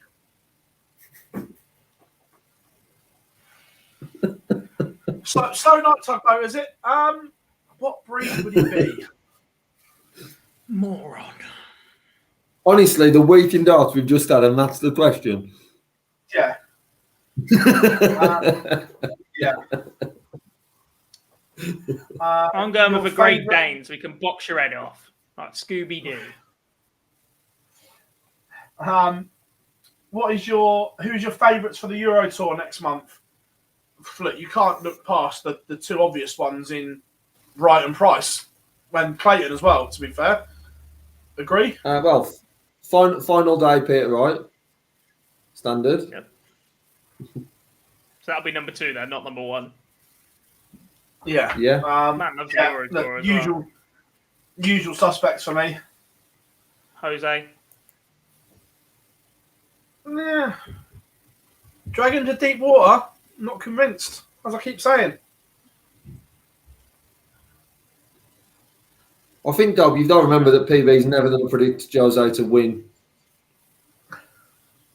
Yeah, because he's playing green. He's got more hair. Or first name Michael. It doesn't just have to be MVG. We know this. So, there's another Michael. For the last Pro Tours, I called 2 winners. Thank you very much, and neither of them play in green. Well, one of them does every now and then. He might have hair to match it as well, but. Jamie says, do you ever see the final of the world's format being increased to over 13 sets or something like 21 sets and have a double session a bit like the snooker? Not for me. No. I think the format's been set for that long. I just think it's one of those ones they won't tinker and change it in agreement, lads. Yeah, and the problem with the World Final Snooker is you can return to the final session for 1 frame. We don't want that happening in the darts if somebody gets out to an absolute blinder. So it's not worth it. It's just a bit drab ending, isn't it? All in one session, big final night, big party. And I'm not sure as well with it. I'm not sure on that one as well with the standard. Obviously, the players can perform it day and day, but it's been spoken about before around like the Grand Slam when you have the semi-finals and such a Lund-leaded format in the day, and then on the Sunday afternoon, and then the final on the night. We don't always have that to the same level as what we've seen the rest of the week. So to split the final for me wouldn't be the right thing to do. Yeah, no, I agree. John O'Shea in the house. Hope you are all good, my friend. I tell you what, this is a good question. I like this from Denver. Do you guys think it's unfair on players with tour cards that players without tour cards can qualify for the World Championship? No. Well, it depends on how they qualify. Not being funny, if a Challenge Tour player qualifies for the World Championships, it means that they've outperformed them on the Pro Tour. It's their own fault. And I think as well, one player we spoke about earlier in Chaz Barstow, how well he's done when he's had the opportunity on the Pro Tour, and then the people, the names are not coming to my head, who haven't attended any event, why should they have more of a chance of being at a World Championships than someone like Chaz who's turned up to all these events and played in those? So for me, no, but yeah, I can see the point in regards to it's how they qualify, in regards to the international qualifiers that we've had before and certain like that who that given those opportunities and haven't got a card. That then I can see the why it's not fair. The things I do have an objection with is when they start dishing out an invite to the highest ranked Max Hop. Because that was definitely a thing a couple of years back. Ratajski was another that came out of absolutely nowhere. No, it's absolutely catapulted his PDC career. Fantastic. But he was World Master at the time? Or World Trophy winner? And they just, come and play in our World Championship. Sacked off the BDO. They lost one of their major winners going into a tournament, and he's never looked back. And okay, brilliant for the PDC, crap for the BDO. But at the same time, how is that fair on anybody that's competed in the PDC all year? It's just not. To qualify, you should come through an affiliate tour. Yeah, one of my only issues is, like Gob said there, is potentially if you get a second chance, is if you're a tour card holder and you miss out on the conventional routes through the Pro Tour Order of Merit and so on, and you backdoor it in, that money then should not count towards your ranking. No issue with you playing through the back door, but it shouldn't count towards your ranking if you backdoored it in, is my only objective to that. Yeah, I agree. Tugboat says tungsten toff. Yeah, well, that's why I called him a moron, and he definitely heard it as well because he commented on it. Poor bloke. What walk-on are you most excited about for the seniors? Peter Manley. Oh, good question. What was that, sorry? Which walk-on are you most excited for the seniors? I miss a bit of Amarillo. Ted Hankton is batshit crazy. I can't help but be boring with this one, and Philip Douglas. Potentially last time on. Baby. Yeah. He's the one I'm looking forward to. He's the one I'm looking forward to seeing the most. Wharton or not, even if he's just, he's just around, I'll be happy to see him. But what tone? Phill Taylor. Yeah, it's just, I'm going to have to leave a boring answer on that one, but it would have to be Phill Taylor, I think. But I'm sure I'll see it a few times that weekend. Yeah. Do you guys think MVG will win a world title again? If so, how many? Yes. How many? Ugh. He'll double what he's got now.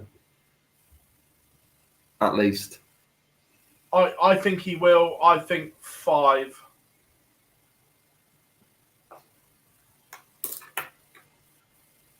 I think when you're on a slide, it's very, very difficult to correct it. Is that you saying I'm no? not convinced. Yeah, I'm not convinced, you know. Can I just follow up with a question? Do you think James Wade will ever win one, Dom? No, he hates the venue, hates the tournament. Back him to win Oh, multiple please. World Match Plays again, but never the World Championship. Please be MVG. That's one of the versus questions James. as well. Someone's like, would you rather see Peter Wright beat MVG in a final again or James Wade beat anybody in a world final? And I'd love to see James Wade win a world title, but it's just not going to happen, is it? It's just one of them things you accept. Yeah. I want to replay this clip in when MVG James Wade's in the world final this year. Please. More tears for me. One from Lendl says, who will be the biggest name to fail to qualify for Ali Pali? Good question. Right. Let's have a look. Straight to the World Championship Straight to darts rankings. Yeah, we're all doing exactly the same. Yellow Classer must be a pretty big name. He is nowhere near.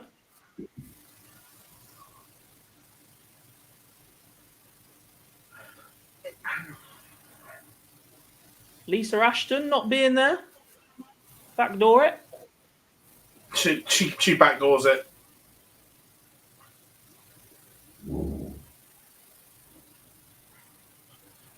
Who else is close to missing out? Shall we see? In terms of what we saw last year, Danny Baggish.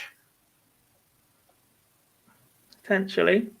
John Henderson's not over the line yet. I'll say Hendo. Second. Keegan Brown as well. He's been there for God knows how many years in a row. Mm-hmm. That's about it, really. You're not really looking at... Bradley Brooks might sneak in. Can't wait. Max Hopp is in danger. He'll get through as the highest ranked Max Hopp, though, won't he? Been there, done that. I tell you what, just looking at this ones here, there's a lot. If they don't, their tour cards are literally up the creek without a paddle, some of them. Yes. Yeah, where he was a couple of years back, Darren Webster is one. Yeah, Webster's another one. He's miles off. Darren Webster's a massive one. He's another player that just cannot correct the slide. Just in pipe, miles away. Only $4,500. Yeah, some interesting ones. Jamie says, which Middle East country do you think Barry was talking about for the World Series? Look, I think you can probably narrow it down to maybe 4 of the big Middle East countries. I think it's going to be one of the commercially viable ones. Saudi, Dubai, UAE. Not than that. How many others are there? Yeah, it'll be one of the obvious ones.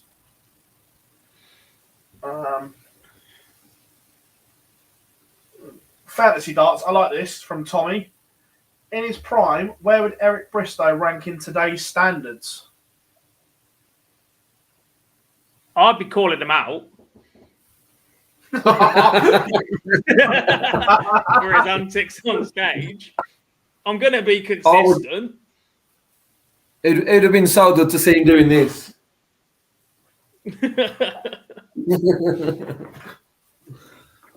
What a question. it's difficult because of the dartitis, because of the mind games and the mentality that he had, but he wasn't the most natural, was he?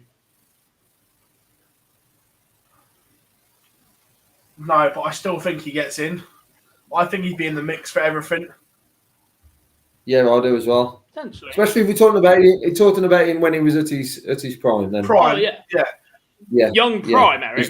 Massively. Yeah, that's what I said. In his prime, where would he be? Yeah. Right up there for me. And again, he would beat players before they'd even get on the hockey. And fantasy darts, prime Eric against Gezi. Could you imagine? Oh yeah, Garrett would wind them right up. I'd love to see it as well. No, but like the players, is the 1-2-8 still lacking players that have lost before, or still got players that have lost before they've thrown a dart? I'm not saying lost before they throw a dart, but he'd plant a seed in a big moment or something like that. Yeah, he'd say something behind them as they were walking up. As we are talking about fancy darts, the question that we dove back to earlier about spreading the final across an afternoon and an evening, if it's Eric Bristow prime against Devin Price, spread it across 4 days for me. Don't worry about one day. I want to see that day after day after day. The mind games in that would be unreal. Because God would be barred from Twitter within 20 minutes.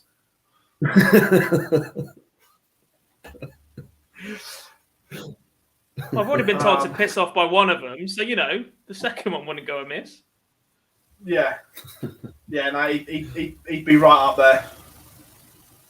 Right, some great stuff there. Right, where are we again? Chat room's on fire today as well. Remember, drop us a like, everyone. Reese, I don't know if that's been decided yet, mate.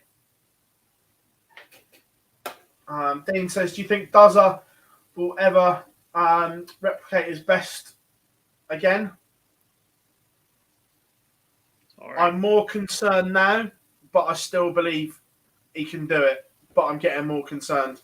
But I'm still there. I still believe. It's very, very difficult to correct a slide. Look at the players that are dipping. Darren Webster, Adrian Lewis has had his troubles. Kim Hybrex, Jelle Klassen have all been top contenders in the PDC within the last 5-10 years.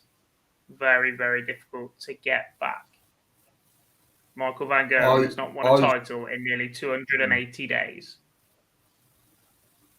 I just think that we'll struggle to see him get back to where he was. I think we'll see him back competing more than what he is at the moment. But back to where he was first year PDC, obviously the start of the Premier League win that he had, the BDO days, I'm not sure to those levels. But even if he drops 10% from that, he can still compete on the tour. Whether he's going to be winning titles or not is a different thing. That's the struggle. But when you're a 3-time world champion, Premier League champion, pretty comfortable, surely. Do you accept mediocrity? Or do you just walk away?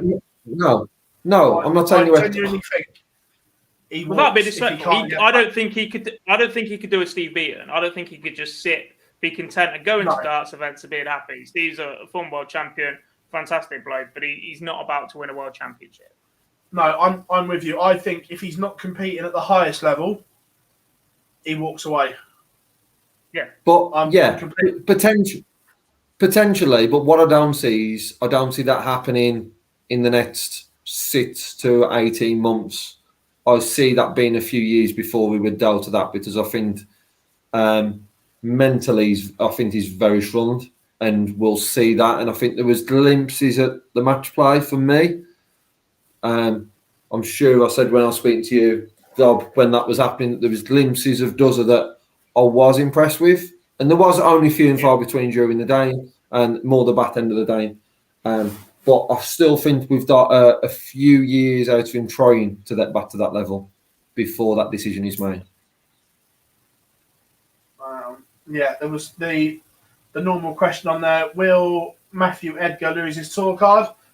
He's in danger right now. You can't sugarcoat that. Will he? I don't know. He's king of that qualifier. He needs to get to the Worlds. Otherwise, he's may have issues. But you wouldn't count against him coming through that. Yeah. If you'd have just won 50% of those last leathers that he's been in over the past 18 months, then he wouldn't be in any sort of issue. But that record in last lead deciders has had such an impact on his year, and surely he's going to have an impact on the confidence as well. Mikkel could lose his tour in card. trouble as well. Yeah, he could, but he's not a million miles away from the Worlds. Is the only thing, Ryan. So, he's in a good spot. Well, not a good spot, but he's in the mix. Pipe, Nick Kenny, Bradley Brooks, Darren Webster, Alan Tabban, Josh Payne, Ted Evitts, James Wilson, all in trouble for tour cards this year, you know? Yeah. Ollie says, you can take any drink on the stage with you. What would it be, guys? Ooh. Oh, easy. Yeah, I got mine as well. Yeah. Go on, Dob. Vodka, lemonade, and blackcurrant. Boise? I know how bad of a darts player I am, so I need as much help as possible. So I'm going Lund Island Ice Tea. Well, I'm going really boring. Can of Monster. Darling. Oh, God. God, you're doing absolutely anything for that sponsorship deal, aren't you? Absolutely anything. Genuinely, even when I could play, I didn't drink. Boring. I'm normally a cider man, but you could just get to a level. Once you're at level, it's fine. I get on the shorts. I'm a recto. You're in the chat room. Bollinger. Piss off, Tug. Next time you message me before a show, I'm going to tell you where to shove it. Denver says, do you think Chizzy may have to change his throw because it being so snatchy in order to win a major?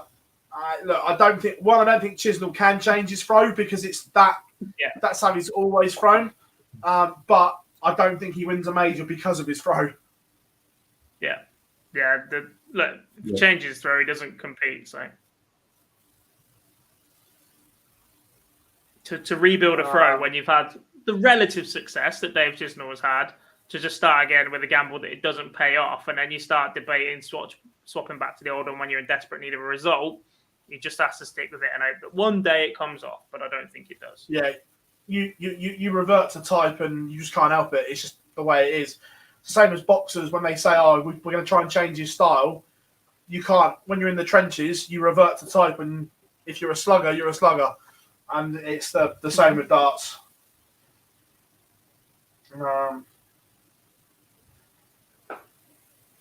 Absolutely. Love having Mason in the chat room as always. Liam says, your darts would hit the marker with a Long Island Ice Tea, Boise. I mean, I've played Lee online. It doesn't need the Long Island Ice Tea for that.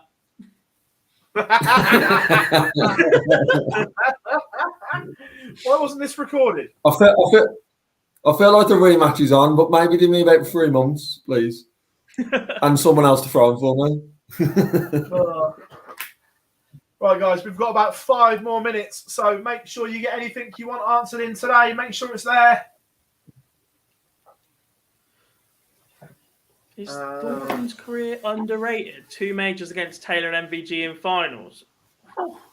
Look, the success of those two, I think, is a little bit underrated. He's not one of the first that springs to mind when you do it, but the fact he didn't push on in any of the bigger events, without being disrespectful, the fact it wasn't a match play or a world championship or a Premier League is probably what keeps it held back. Look, the UK Open and the Grand Prix are fantastic events to win, but the fact it is those two and not one of the other 3 I've just mentioned, Sky's Triple Crown, you're always going to be further down the pecking order. The performances to win those 2, fantastic. Yeah, I agree. Harry Murph is on commentary tomorrow, mate. And Mace is quite pleased with that because he hasn't got to do 23 games or whatever it is tomorrow. Michelle says, is there any French players in the PDC? No. Well, I don't know. Did Tricol play on the European Challenge Tour? 2 seconds. Let me have a look at this. There's no tour card holders, but let me see. He was one that we backed to get through Q School, knowing how good he was at the BDO Worlds 18 months ago, 2 years ago, whatever. But yeah. And even if he's playing competitively, he's one I expect to push. Yeah, he's one I expect to push for one if he's playing competitively. Yeah, he played. Thibault Tricol played in Q School and he's playing on the European Challenge Tour. So there is one playing in the system, but he doesn't have a tour card, if that helps. Yeah. Will MVG retire when he's 40 like he said he would? I think he may extend it a couple of years because of like the COVID. I don't think he'll go past 45. Yeah. If he was a 6-7 time world champion right now, like he probably thought he was going to be when he made that statement, maybe. You've been in a competitive environment all your life, to suddenly just switch off and do nothing, right? He might do a job on Dutch TV or something, but when you're then in and around that atmosphere, when he is still more than capable of playing a long, long time, that would just frustrate me as a player. As somebody that's been there. Here's a good one for us. Dean says, should the winner of the World Seniors get a wild card into the main World Championships? Yes. Well, as the official media partner of the World Seniors Darts Tour, we would strongly recommend that to the PDC if they are listening. Yeah, I would like to. I would like to see it at an absolute minimum, if not a place in the World Championships, an absolute minimum a place in the Grand Slam when they are looking to reformat that at least. Yeah, I think long term, if the World Seniors takes off like they want it to, I think long term that is a distinct possibility that the winner of the Seniors could get a world spot, like that does in snooker. You got to prove the product first, haven't we? Like, yeah, it's still unknown. It hasn't happened yet. We still got to prove the standard, the competitive nature is there. We don't want it to be ceremonial 80 average for the winner and then get battered in round one of the World Championship, because that devalues the PDC World Championship. I'm not saying that's going to happen, but if you're the PDC, you have to protect against that for a couple of years and then bring it in. And even then, we're just going to see the players in a couple of years, the players that could backdoor it off the main tour, pick up the Seniors Tour: Peter Wright, Raymond van Barneveld, Gary Anderson, Simon Whitlock. There's a lot that in the next couple of years could potentially play on the World Seniors. So yeah, I would love it. Good question here as well. Tommy says, I know Mason's kind of answering in the chat room. He says, how many people do you think we could get in a darts event? What's the record? The Dutch Open by an absolute mile, as Mace has called it. It's absolutely rammed. And then the 20,000 spectators was the German exhibition a couple of years back, wasn't it, when they entered on golf carts? Yeah. The one at Schalke Stadium. Did Pete Wright hit a 9 that day? Did Pete Wright hit a 9 that day? Dimitri van den Berg, if I remember rightly, beat Gary Anderson, Michael van Gogh, but lost to Mental Sulovic in the final. Yeah. Something like that. I think. I remember an exhibition down under as well. They did an Aussie series in like January or February sometime with Mark Bosnich on commentary. Dimmy beat Taylor in the final of that 120 checkout, 20 ball. There was a Target did a big event in Germany as well. Was it the Target Masters or whatever it was, which was huge? That was a pro-am, wasn't it? They had the players and then celebrities playing with them as a pair. Missy, I think the Ahoy holds around 15,000 full, somewhere around there, between 10 and 15,000.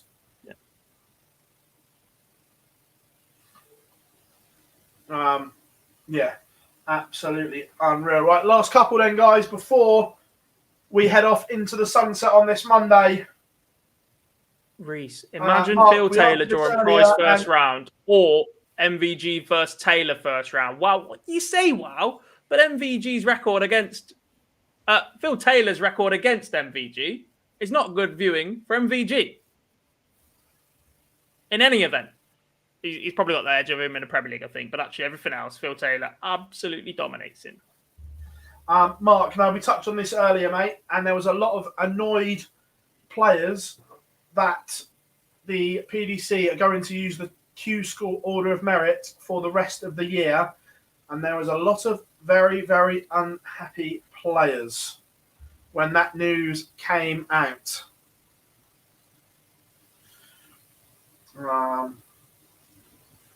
Back in the day, it's one of the better venues in Holland. Yeah, it's good. Ollie, back in the day, what was the darts brand?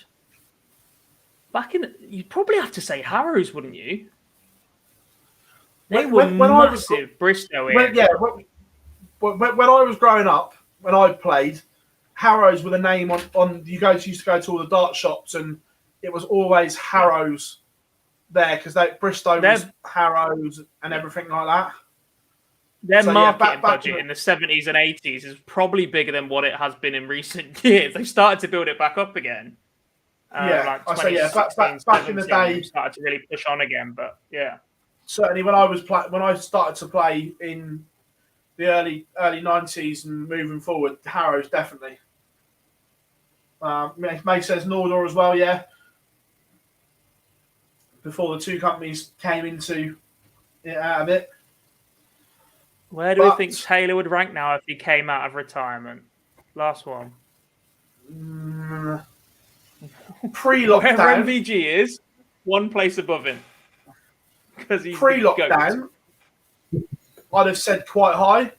But if he came back right now, I'm not sure. World of trouble. Pre-lockdown, when he was still playing in all these exhibitions, I still think he could have cut it. But 18 months of doing absolute diddly squat, apart from a few Nexus games and stuff like that, I'm not sure where he'd be at the moment. And I think with that as well, the amount of tournaments he's still drawing, or he's down to draw then, in his rankings probably wouldn't show where he is against someone. So you'd probably see him perform at Worlds, but in some of these Euro Tour events and stuff like that, when we are back up and running, you wouldn't see him. So I don't think the ranking would actually be a true reflection of how good Phill Taylor is at that time, because I don't think he'd play in all of them. No, completely agree. Well, everyone, we have come to the end of the line here on Monday, but what an epic live lounge it has been today. Numbers through the roof, chat room absolutely on fire. What a show we have had. Remember, the live league returns tomorrow, 9:30 for Champions Week. So make sure that you are checked in for that. I've been Phill Bars, Lee Boyce on debut as co-host, Jack Gobby Garwood. We have been Online Darts. The live lounge returns next Monday. Make sure you are there for all the talking points in a world of darts, and we will see you all very, very soon.